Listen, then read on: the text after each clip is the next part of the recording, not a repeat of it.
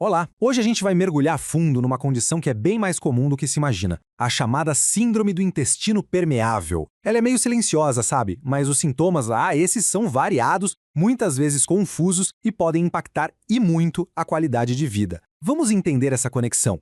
Sabe aquele cansaço que parece que não vai embora, mesmo depois de uma boa noite de sono? Ou um inchaço abdominal que insiste em aparecer? E de repente, do nada, começam a surgir alergias, sensibilidades a alimentos que antes não existiam?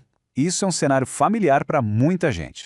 Pois é, a raiz de tudo isso pode estar num lugar que muita gente nem desconfia, o intestino. Ele é muito, mas muito mais do que só um órgão da digestão. Na verdade, ele funciona como um verdadeiro centro de comando, o nosso segundo cérebro. Então, nosso roteiro de hoje vai ser o seguinte. Primeiro, vamos entender o que é esse desconforto silencioso. Depois, vamos ver o que significa ter essa barreira intestinal comprometida. Em seguida, identificar os sinais de alerta do corpo, traçar um caminho para a recuperação e, por fim, aprender como manter esse equilíbrio a longo prazo. Começando então pela nossa primeira parte, um desconforto silencioso. Afinal, como é que uma condição que atinge milhões de pessoas consegue passar tão despercebida? É o que a gente começa a desvendar agora.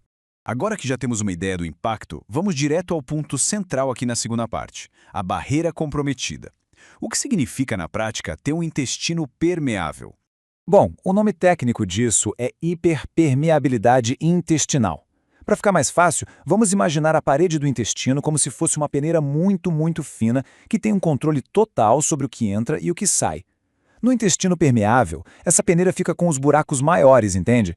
E aí, partículas de alimentos mal digeridos, toxinas e bactérias que deveriam ser barradas acabam vazando para a corrente sanguínea.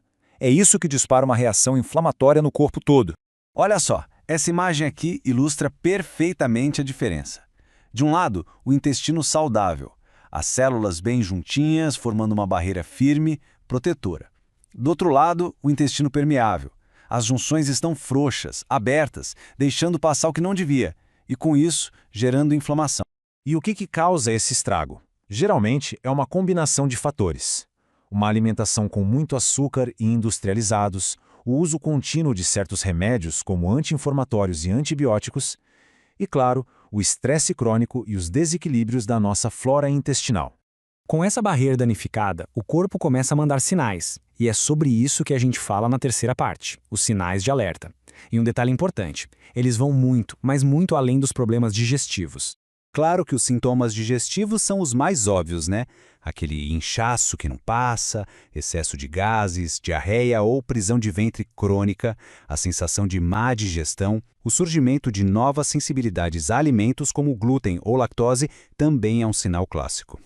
Só que a inflamação não fica só no intestino, ela se espalha pelo corpo, causando o que a gente chama de sintomas sistêmicos. A fadiga crônica é um dos principais. Problemas de pele como acne, eczema e até dores nas articulações sem uma causa aparente podem sim ter origem lá no intestino.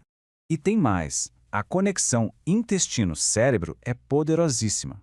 Sabe aquela névoa mental? A dificuldade de se concentrar, de pensar com clareza, pode ser um sintoma. Assim como alterações de humor, mais ansiedade, irritabilidade e até mesmo dificuldade para dormir. E para a gente entender o tamanho dessa conexão, olha só esse número. Cerca de 90% da serotonina, que é o famoso neurotransmissor do bem-estar, é produzida, adivinha onde? No intestino. Isso quer dizer que um intestino que não vai bem pode afetar diretamente o nosso humor e a saúde mental. É impressionante. Ok, entender o problema é o primeiro passo. Mas a boa notícia é que existe solução. Agora, na quarta parte, a gente entra no caminho da recuperação para ver como dá para restaurar a saúde dessa barreira que é tão vital. A abordagem para a recuperação se baseia em 3 pilares. O primeiro é a nutrição, tirar o que inflama e colocar o que repara. O segundo, uma suplementação estratégica para acelerar a cura. E o terceiro, que muita gente esquece, mas é fundamental, gerenciar o estresse e cuidar da qualidade do sono. E quando a gente fala de nutrição, alguns alimentos são verdadeiros super-heróis. O caldo de ossos, por exemplo, é riquíssimo em aminoácidos que ajudam a reparar a parede intestinal. Alimentos fermentados, como chucrute e kimchi, trazem probióticos. Gorduras boas, peixes, frutas e vegetais coloridos e especiarias como a cúrcuma, tudo isso ajuda a combater a inflamação e a promover a cura. Mas se recuperar não é o fim da jornada. Na nossa última parte, O foco é em manter o equilíbrio intestinal, porque a prevenção, a longo prazo, é a verdadeira chave da saúde. Então, as chaves para manutenção são, na verdade, hábitos de vida saudáveis e consistentes. Ter uma dieta variada, rica em fibras, que alimenta as bactérias boas. Usar medicamentos com consciência, gerenciar o estresse de forma contínua e, claro, se hidratar bem, fazer exercícios e, principalmente, ter uma boa higiene do sono. No fim das contas, a grande mensagem é essa. A saúde do nosso intestino vai muito além da digestão. Ela é a base, o alicerce para a vitalidade do corpo inteiro e para a gente ter uma vida longa e com mais saúde. E para a gente terminar, fica a reflexão. Como é que anda o cuidado com esse nosso segundo cérebro? Porque prestar atenção aos sinais que o corpo nos dá é sempre o primeiro passo para uma transformação completa no nosso bem-estar.